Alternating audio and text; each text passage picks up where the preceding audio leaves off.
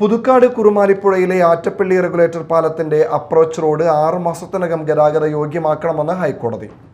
പണി പൂർത്തിയായ പാലത്തിന്റെ മറ്റത്തൂർ ഭാഗത്തേക്കുള്ള അനുബന്ധ റോഡിൽ വലിയ കുഴി രൂപപ്പെട്ടതോടെ ഗതാഗതം മുടങ്ങിയിരുന്നു.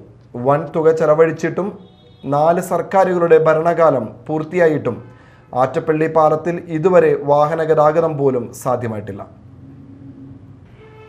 20 വർഷം മുൻപ് 4.75 കോടി രൂപയിൽ പണി ആരംഭിച്ച പദ്ധതിക്ക് ഇതുവരെ 17.24 കോടി രൂപ ചെലവഴിച്ചു കഴിഞ്ഞു.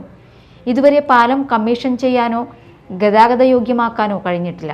ഇനിയും പണി പൂർത്തിയാക്കാൻ 13.90 കോടി രൂപ വേണമെന്നാണ് ജലവിഭവ വകുപ്പിന്റെ എസ്റ്റിമേറ്റിൽ പറയുന്നത്.